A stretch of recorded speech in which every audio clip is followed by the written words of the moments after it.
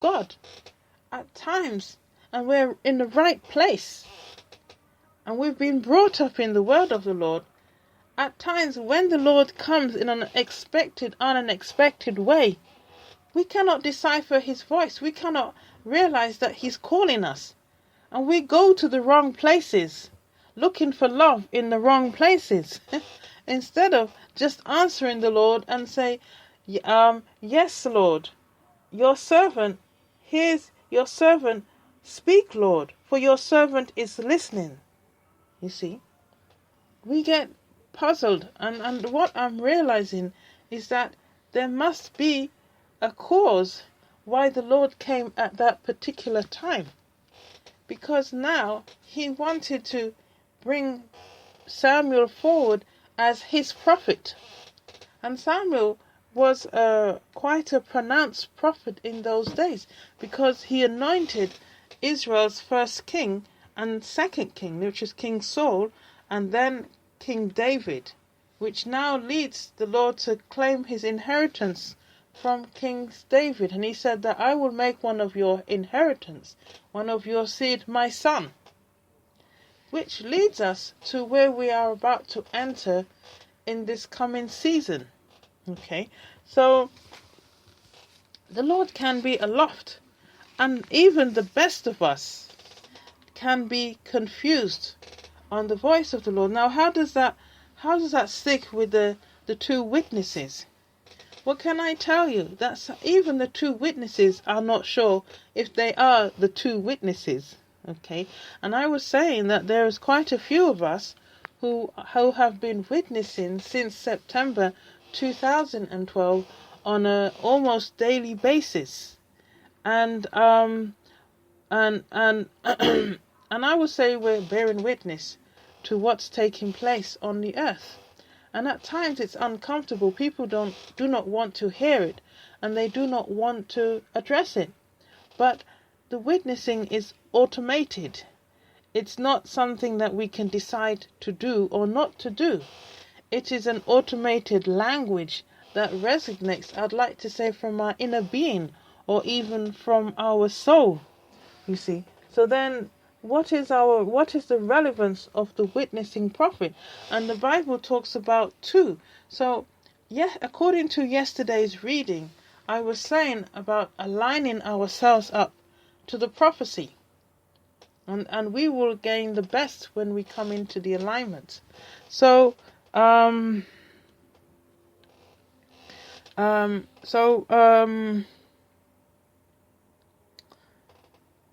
I'm just looking at this speaker here. All right, and I'm just trying to make a decision on what I should do here, because I've got a limited amount of time here. So, I wish I could play my music, because I kind of want to take a pause to try and sort out these different gadgets. All right. So, now, yes, so talking about the two witnesses, the Bible prophesies that there will be two witnesses that will come before the God of the earth. And I'm asking you to think about the relevance of the two witnesses. And each time I've spoken on it, I've had a different topic to discuss. And yet, the person reaches out to me and she wants to know a bit more meat on the two prophets who are witnessing. And yes, I can say a lot about the two witnesses. But the thing is humanity ready to hear about the two witnesses? Are they ready? Because the two witnesses, can I tell you, they are not ordinary people. And they have a hearing range of the voice of God beyond the norm. And it's like, a dog has a hearing age beyond the normal human hearing range, as well as they have very good smellers. They smell they can seek out such subtle smells that humans cannot do. And they become very good animals for the police force to work with, because they can sniff out as well as they've got very good hearing. And it's the same thing with the Lord's two prophets. They have a higher hearing range, a higher sensitivity, and they're tuned in to all that's taking place in the earth. And by right, they are able to report every little movement in the earth, every little crack, every little pressure change. They're able to sensitize, and I'm talking about the spiritual sensitivity rather than the 5 physical sensitivity, and are able to bring it forth as a warning and a word of knowledge. Okay, so now the Lord wants to use Samuel, and he comes, and I will say he comes because the Lord has to come to us for us to come to him, because we are dealing with evil. So the Lord comes to Samuel, calls Samuel, and Samuel's been so primed up for the Lord, yet he doesn't recognize the voice of the Lord. And that puzzles me, why it took Samuel a little while.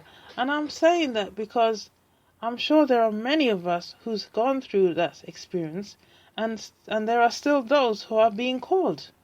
And I can tell you, when the Lord I wouldn't say he first, but when he spoke to me, when I heard a voice saying who I am to the Lord, I heard it, but I didn't want to receive it, because I didn't know too much about it. I didn't want to receive it. But I'm telling you, the Lord made sure by now that I actually received it. So when we ignore the Lord, he doesn't make the way smooth for us. He sends us on a rough slope, and climbing up on the rough side of the mountain here. And that's definitely what happens. You start to climb on the rough side of the mountain here. So the two witnesses, what I'm saying is, they won't have it easy. And they will be pushed into a corner where they'll most likely cry out and bear witness under duress. The witnessing will not come at ease. It will come at duress. It will come in opposition of all that is taking place around them. And I think that somehow the Lord has a hand in this, because the Lord likes it when I say he likes it, but the Lord has said to cry out to me, and that was a message in 2012 and 13. The Lord says, cry out to me, cry out to me. The people of Israel, when they were under the Pharaoh in enslavement for 450 years, they cried out. They cried out, and in their crying out, the Lord answered them.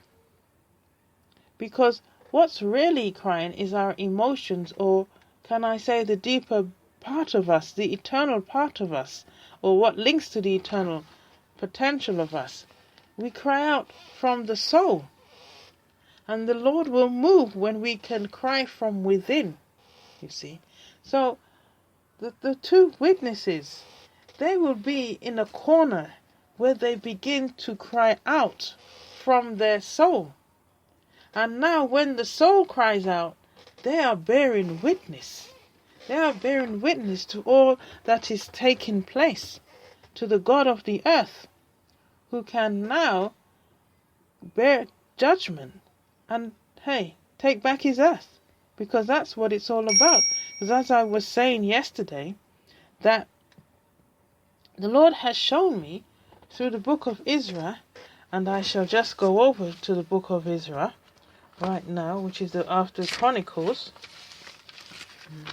After Chronicles here, where he speaks to King Cyrus, and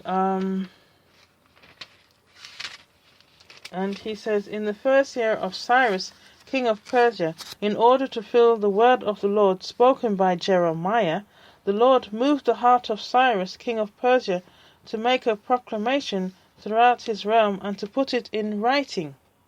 This is what Cyrus, king of Persia, says. The Lord, the God of heaven, has given me all the kingdoms of the earth, and he has appointed me to build a temple for him at Jerusalem in Judah. Okay? So the Lord, the God of heaven, has given me all the kingdoms of the earth, and he has appointed me to build a temple for him at Jerusalem in Judah. Okay? So the time is coming now where the Lord will want to take back his earth. And can I tell you, it's not just the Lord's deciding, well, I'm going to take back my earth. Everything coincides with what's taking place with the earth and I'm going to say the starry constellation and just the heavenly schedules and the universal. Everything is starting to come into place. There's an interplay to trigger off one motion into the next motion. Okay? And now the interplay is here. Everything is in its right schedule, its right location. And the earth has been undergoing a transition, as I was mentioning yesterday. Okay? And at that time now, the Lord will call upon his messengers to start to bring forward the message of a change. And in that message is a preparation for change. And they will come, I'm going to say, loaded with guidance, with instructions, with uplift, with encouragement.